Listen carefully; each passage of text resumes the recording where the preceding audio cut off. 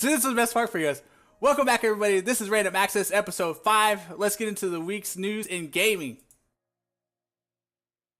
So starting things out, we want to talk about Epic and even Disney now that was just mentioned previously.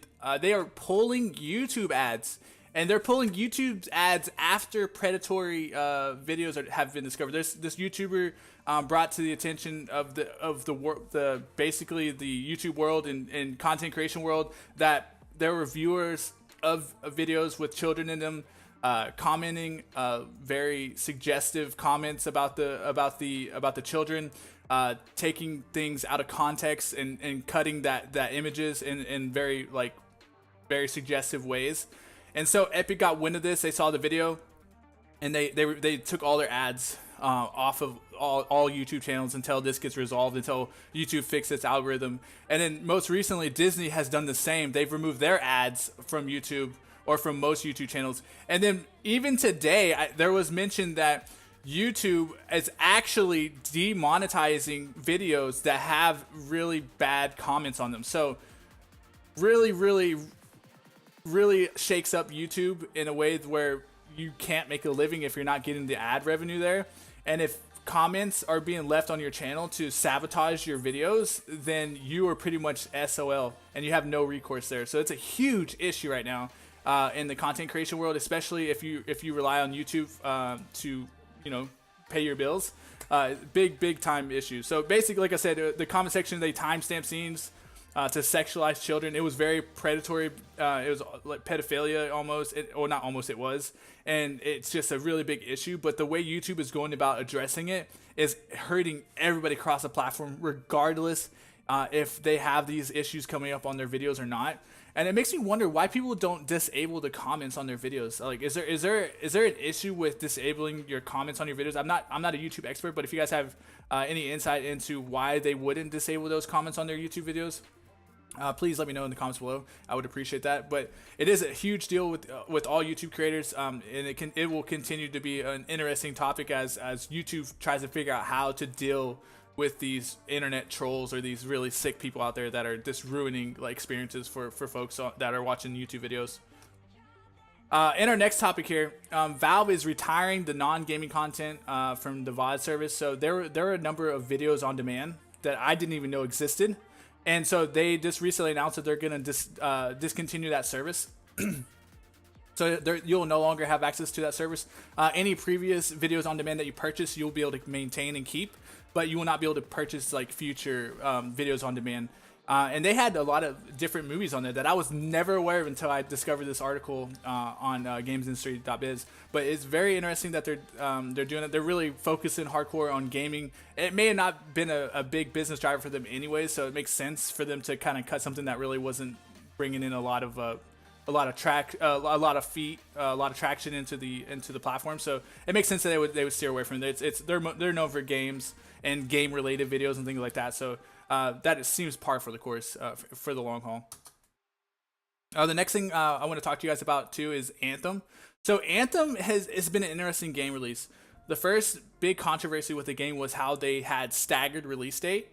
So EA does this Origins Premiere, or this super access to get really early access to their games if you have an Origins Premiere account or whatever.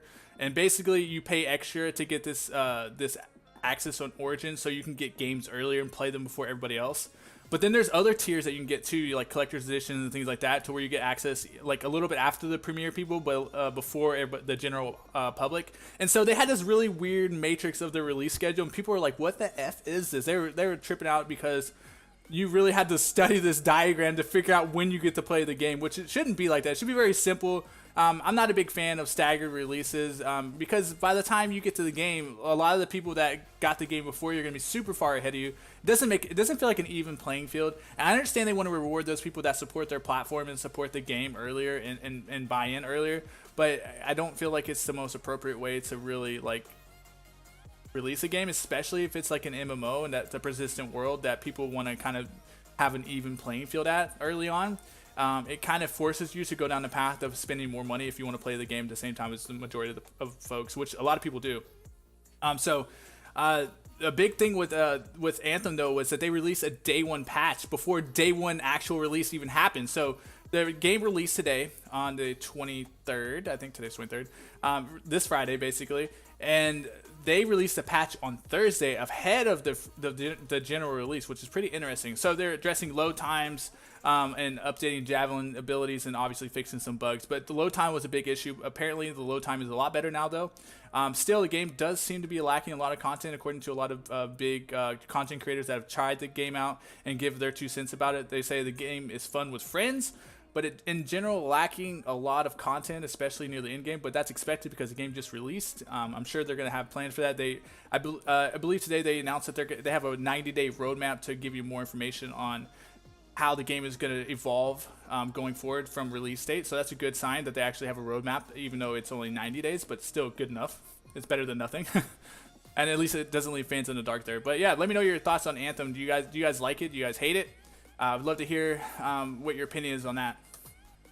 The next thing we have is Apex Legends. So the monster BR game that has taken the world by storm gets its first new weapon. The new weapon released this week is called Havoc. The cool thing about this gun is it has different forms. It can be like an assault weapon, and it can be like a sniper rifle, I believe. I'm not sure. Correct me if I'm wrong in the comments again. But it definitely has multiple forms. And from what I've heard from Apex players, that this gun is pretty OP. So I wonder if they're going to do any tuning and future patches there, because it definitely looks freaking OP. But yeah, Apex Legends releases its first weapon. That's a good sign. Again, Apex also had a year-long roadmap that they released for this game to tell you what their content is going to be moving forward.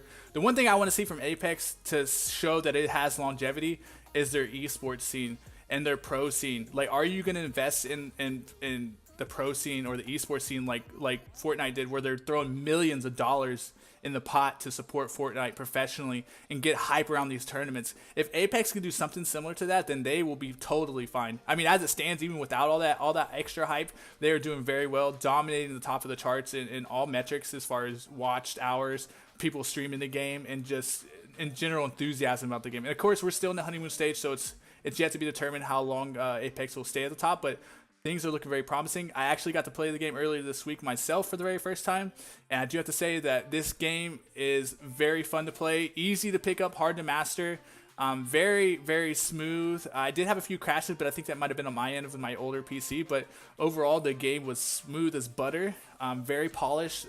Gunfights were fun. The action was fast. I mean, everything I could ask for in a BR was in that game, and it was just a great time in the games I did get to play. I do want to get back to the game and play it very soon, so I'll give you more updates as I get more experience with the game, but definitely really fun to play. And on top of that, it's really fun to watch as a spectator sport. So I was watching Anthony Kong fan, I can never say his last name right, but Anthony K play this game, and that dude is amazing at this game, and it was an amazing game to watch. I literally watched probably like an hour of his gameplay, and I never sit there and watch a stream for that long, especially for someone that I don't really know, like from our community.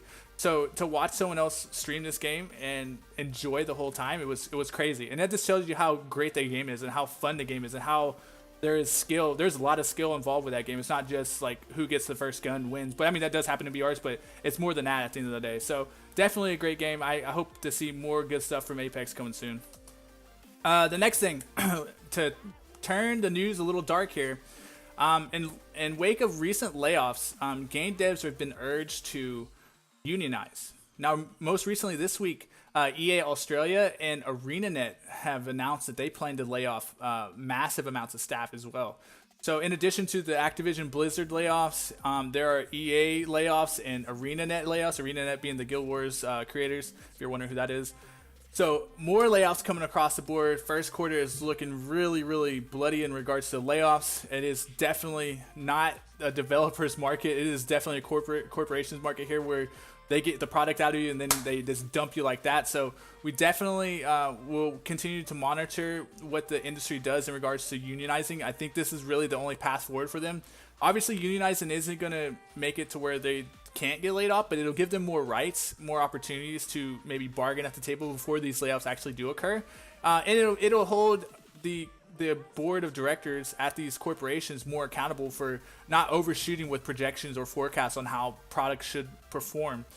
causing these layoffs to happen. Typically, layoffs only happen whenever you don't meet expectations financially, or you restructure because you're not meeting expectations, and you have to downsize because whatever projections you had for sales or profit didn't meet those marks. So, I think this is a wake up call for the game industry. I think we're at a brink. We're at the brink of things changing in a drastic way, and I would like to see things change positively before they get worse, because at the end of the day, if it gets worse, it is definitely going to hardcore push the game developers to go and unionize and get additional support and backing to protect themselves. And it makes sense. It makes sense, especially with the way the industry has been this past month. It's been really alarming and shocking for the gaming industry as a whole, because when you have this many layoffs happening, it makes you wonder about the quality of the games that are coming out in the future. Now, we may not feel this impact for a couple years, because dev time the cycles do take time to make that impact. We may not feel it at all, but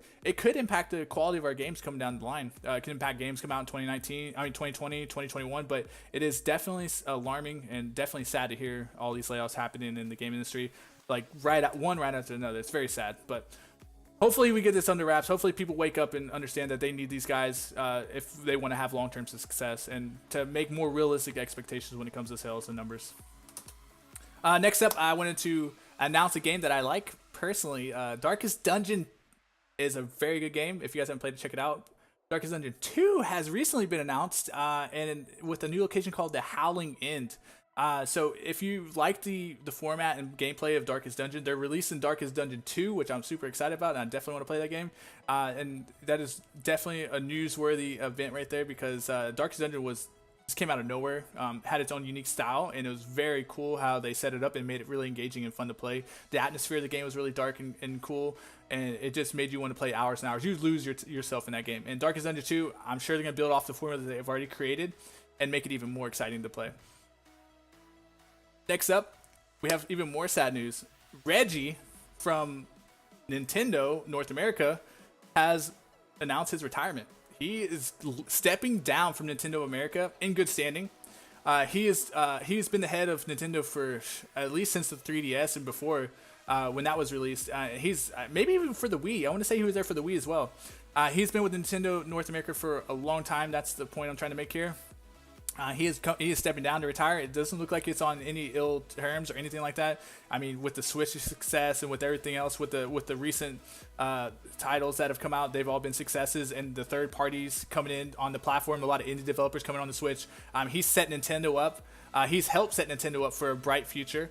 And he leaves the reins in his right hands. And his name happens to be Doug Bowser. So everybody's been tripping out that his last name is Bowser, and Bowser is taking over Nintendo. This is pretty interesting that a guy that works at Bowser's in the executive suite now going to be the head of Nintendo North America with the last name Bowser. I think that's kind of ironic and cool. So yeah, Reggie's going to retire, guys. He did a going away video. He posted it on Twitter. I'm sure it's all over social media. Definitely check it out. It's very, very sad, but kind of sweet. And I've always saw Reggie as kind of like a too serious of a guy when he did the Nintendo Directs and stuff. Like, he seemed really serious and really businessy. But if you look at that video that he shared, it really shows you a different side of Reggie that was really fun to see. Like, you saw him like getting really excited about the games that he was showing, getting excited with the fans that he interacted with, and you could tell this guy genuinely loved Nintendo. And so Reggie leaves behind a great legacy. He leaves behind Nintendo in a great position in the industry, and hope he has a good retirement. And then lastly, but certainly not least, Twitch just announced that they are rolling out new emote slots for everyone on the platform. Everyone, meaning affiliate and partner, but almost everybody's affiliate that streams. Anyways, they are rolling out new emote slots for everybody as of today. So if you are an affiliate or partner, you're going to get extra emote slots. Starting today, you get 1, and then additionally, you'll get 1 for each month, up to 5 as an affiliate. And you get additional slots for a partner, but I don't think it's as much. I think affiliates are actually getting more slots than partners there. And then you get tier 2 and tier 3 slots as well. So they're adding more value to your tier 2 and tier 3 slots for all you streamers out there. And of course, the affiliates were always kind of complaining about emote slots not being large enough, especially at tier 1. You only had one emote, so you had to really think about what kind of emote you wanted to be spammed in your channel since you only had one. Well, now you're gonna have more options as the months go on. If you hit certain sub count thresholds, you'll get additional emote slots unlocked. So this is great news. I think this is cool for everybody. I don't think it really changes anything for anybody. I don't think emotes at the end of the day are what gonna make your channel successful, but it's definitely gonna help add additional value to the subs that are already in your channels, because again, they're supporting you regardless. They're supporting you with like one emote slot currently, so to give them additional emote slots to spam with is even more cool, because you can kind of give back, if you will, to additional slots for them so they can show even more love and fun in the chat. So that's really cool. So anyways, moving on, we have upcoming games here, so let me move to the side over here. The upcoming games we have are, again, I want to recap the old games that have been out because maybe you didn't catch those games earlier. But the big one that I missed earlier in last week's episode was Final Fantasy IX. If you're a Final Fantasy fan and you've not played 9, check out Final Fantasy IX on the Switch. That game was probably, it's a close race between 9 and 7 as my favorite Final Fantasies. Between 9 and 7. Like, 9 was such a good game. And they finally released it on Switch. They actually released a couple other Final Fantasies on Switch as well. I think 7 is also released, and 8. 7 and 8 are also released on Switch. So they're slowly releasing the Final Fantasies on Switch. And Final Fantasy 9 was the first one to come out. And the funny irony there was that when they released Final Fantasy 9 on February 13th, it was actually the anniversary of Final Fantasy 8. So people were kind of like peeved about releasing 9 on 8's anniversary, which didn't really make sense, like from a marketing perspective. Crackdown 3 was also released. Far Cry New Dawn, which is kind of like the DLC for Far Cry. Jump Force, which is the fighting game with your anime characters that you love. Metro Exodus, which has gotten a really good reception across the board. Yakuza Kiwami comes to PC. I believe that game was PlayStation originally. It looks like a remake, I believe. Anthem officially released on the 22nd. Dirt Rally 2 coming on the 26th. Trials Rising on February 26th. Lego Movie 2. Stellaris comes to console on the 26th. And last but not least, Deltarune Chapter 1. I have no idea what this game is, but it releases on February 28th. So check out those games, guys. Alright, so now we're on to our spotlight here. So if you're new to Random Access and you've never seen an episode before, welcome. I'm glad you're here. We do a game spotlight every week where we highlight an obscure game or a game that may not have a lot of marketing or publicity out there, to expose you to games you would otherwise maybe not see or pass over, and maybe get you excited about games that might be interesting to try out. Now this game is really unique. It is something that I typically wouldn't look at or even be interested in, but the way this game was sold and the way this was presented from a marketing perspective was very interesting. And so I wanted to do this as a spotlight for you guys. I hope you guys enjoy it. Let me know what you think in the comments when we're done here, but definitely a unique game, especially for the games that I enjoy. And yeah, we'll just get into it and I'll show you what I'm talking about. So this week's game spotlight, it was developed by Mography, developed and published by Mography. They're an indie developer. It is a micro indie developer, if you will. So they're indies are usually smaller. This is a micro indie studio, so you can imagine how small the staff is there. This game is going to be released on PC, Mac, PS4, and mobile. The release date is going to be early 2019, according to the news. Originally, this game was going to be released years ago, but I think they delayed it. So now it's early 2019, the expected release here. And let me just show you the video before we get started here, before we start, because I want to show you kind of what it's about, and we'll get started. Here we go.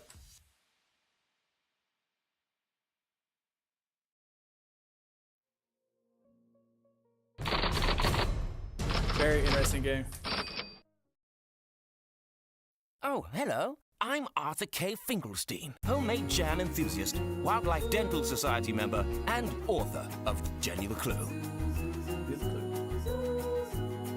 The greatest adventure novel series in the world! And now I want you to help me write her biggest adventure yet. Jenny LeClue Detectivu, an interactive adventure game where you control the story. Hey, you're not supposed to see that yet. Spoiler alert! As I was saying, we'll explore the town of Arthurton, a world rich with characters like Jenny LeClue. When her mother is accused of murder, Jenny takes on the case of her life, and soon she discovers nothing is what it seems. An adventure game with choosiness on a massive scale. Crack the case. Save your family. Unearth Arthurton's dark secrets.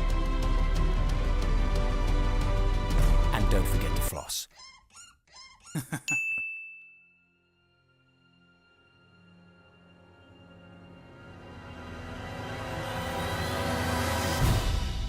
And see how it says 2016, because that was the original date for 2016. So again, I'm not sure why it said 2016, because that game, I mean, I guess originally it was supposed to come out in 2016, but because of whatever reason, I guess backing, financials or whatever, it did not come out in 2016. So they're looking for an early release date of 2019, probably end of Q1, maybe Q2. So as the trailer said, it is a game focused on exploration, with memorable characters, a unique aesthetic, and a mystery. So I like this. Jenny LeClue, or Jenny LeClue, however you say her name. Jenny LeClue, I think is how you say it. I'm sorry, I should have actually figured out how to say her name before we started this. But anyways, it is a story about Jenny. She's a detective. She's a kid detective. Her town is super boring, and she goes through and she discovers that her mom has been accused of murder, and she's out to prove her mother's innocence and protect her mother. And she goes through this journey on self-discovery, kind of a coming-of-age story, and then she's also trying to like clear her mom's name.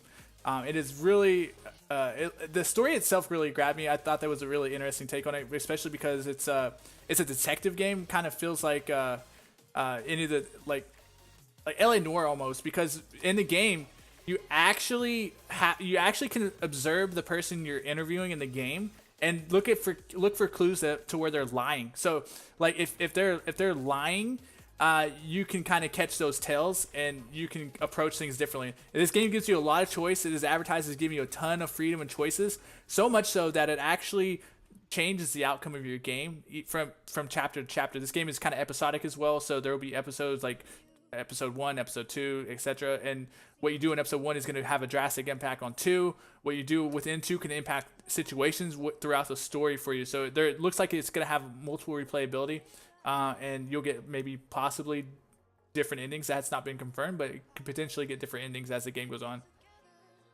Again, this is Jenny takes on a case of a lifetime. The game features 2D art style, so all the art you see here is hand drawn.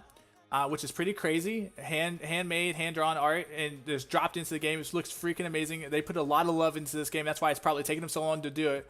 The world is living and interactive, as I mentioned before. Like, if you interact with things, it's for people that like to click things all the time, like me. And when I play an RPG, I click on every little thing in the game to see if I can uncover a secret or mystery. Well, this game is made for clickers. So if you're a clicker, you're gonna love this game, because basically everything in this game will give you some type of response if you click on it. And it's made for mobile as well, so you got to think about the mobile aspect of it. When you're tapping on your screen and touching all the little different things in the game, it's going to react to you. It may not be useful, but you're still going to get something out of it. So I thought that was pretty interesting.